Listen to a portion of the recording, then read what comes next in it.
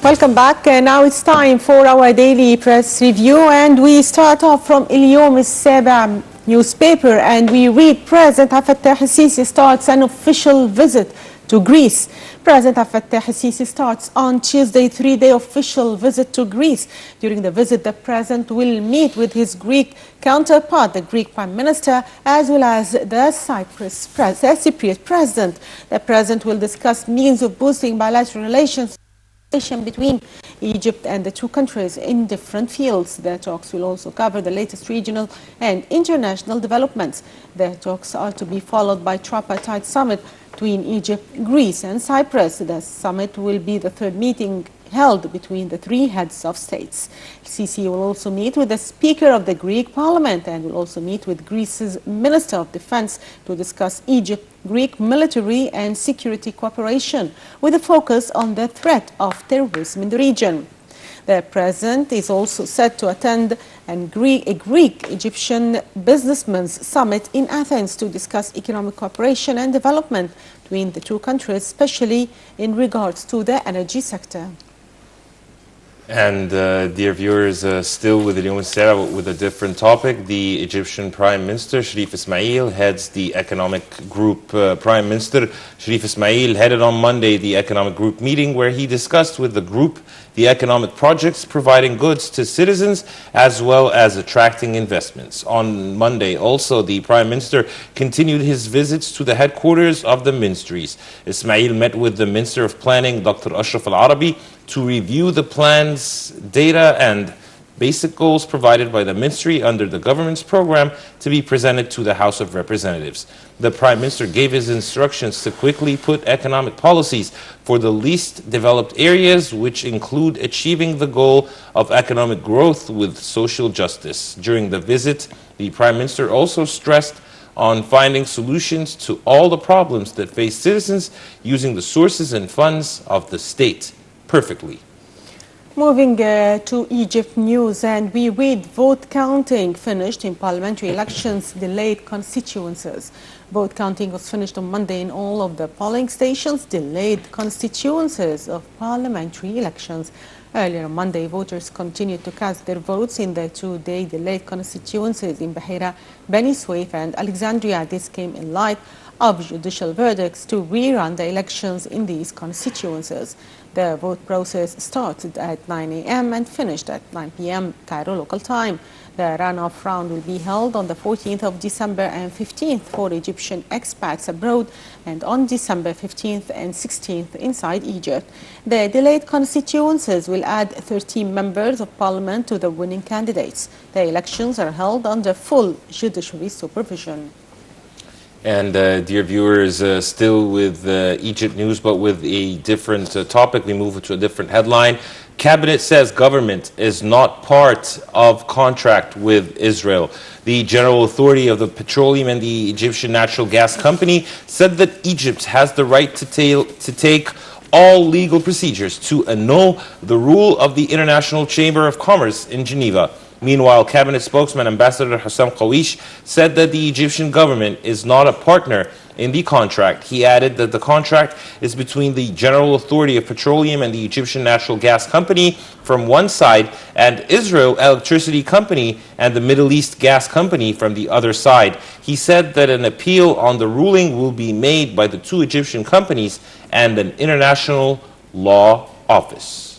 Moving to Al-Watan newspaper, and we read armed forces say 20 tunnels destroyed, smuggled weapons seized on borders in November.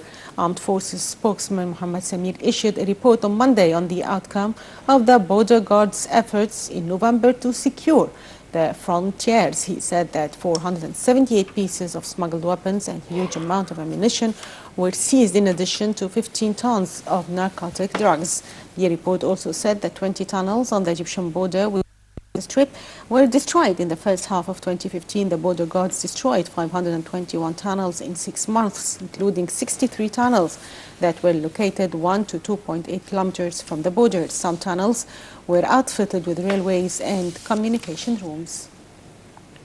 And dear viewers, moving to اليوم السابع, the Ministry of Electricity allocates 16 billion pounds to face any crisis. Minister of Electricity, Dr. Mohammed Shakir, said that the ministry has allocated about 16 billion pounds to face any electricity crisis next summer. The minister said that Egypt expects to add 2,500 to 3,000 megawatts of electricity generation capacity in the coming year. In a conference, Shakir said that he was speeding up existing projects to increase generation capacity to avert any electricity disruptions. He said the ministry believed that this summer will be better than the last, adding that they are anticipating 2,500 to 3,000 megawatts of existing projects that they are accelerating. The minister also said that 6,882 megawatts of additional capacity had already been added to the grid since the start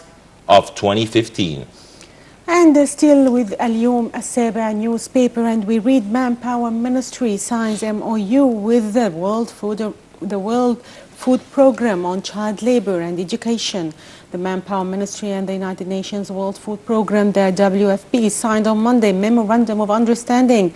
According to the MOU, the Manpower Ministry will be responsible for developing and maintaining the project's child labor monitoring system at the ministry level, as well as the governorate level. The WFP said in a statement that the monitoring system will track the project's beneficiaries and will support the implementation of the National Child Protection Mechanism included in child law. Head of the European Union delegation to Egypt, James Moran, said that the program will help about 100,000 children over a period of 4 years, particularly young girls in primary schools, to pursue their education and know their rights. The project costs 16 million euros and will be implemented in 16 governorates. The Manpower Ministry is one of the 3 government counterparts of the program that carries out the EU-funded project of enhancing the access of children to education and fighting child labor in Egypt. The WFP signed MOUs earlier in 2015 with the Education and Social Solidarity Ministries over the same project. Moving, dear viewers, to El Wafd, where we read Egypt's stocks are slightly down on Monday. Egypt's stock market indices were slightly down on Monday. Market's main index, EGX 30, inched down 0.87% to 6,777 points after rising for 4 consecutive sessions. The more expanded index, EGX 100, was also down 0.08%, but the small and medium shares index, EGX 70, it ended higher, 0.11%. Daily stock turnover hovered around 540 million pounds. Local retail investors were net buyers, recording a net flow of 78.3 million pounds, while local Arab and foreign institutions were net sellers, recording a net flow of 15.8 million pounds, 49.9 million pounds, and 21.5 million pounds, respectively. The market capital lost 2.82 billion pounds to hit 427.75 billion pounds compared to 430.57 billion pounds on Sunday.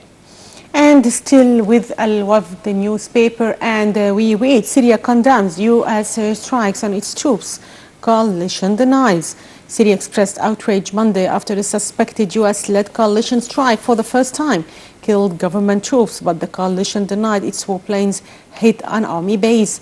In a letter to the United Nations Security Council and Secretary General Ban Ki-moon, Syria's foreign ministry condemned what it called a flagrant aggression that killed at least 3 soldiers. But a spokesman for the U.S.-led coalition said its only strikes in the area were about 55 kilometers southeast of the Syrian army base. The Syrian foreign ministry said that in a letter that the Syrian Arab Republic strongly condemns this flagrant aggression by the U.S.-led coalition forces, which bluntly violates the objectives of the UN Charter. The letter added that the Syrian Foreign Ministry demands the UN Security Council to act immediately in the face of this aggression and take appropriate measures to prevent its recurrence. It said that 3 Syrian soldiers were killed and 13 wounded in strikes by 4 coalition planes on an army camp in the east province of Deir ez-Zor. And now, our dear viewers, this was the last piece of news in our press review for today. And now we'll go for a short break and we'll resume the breakfast show, so stay tuned.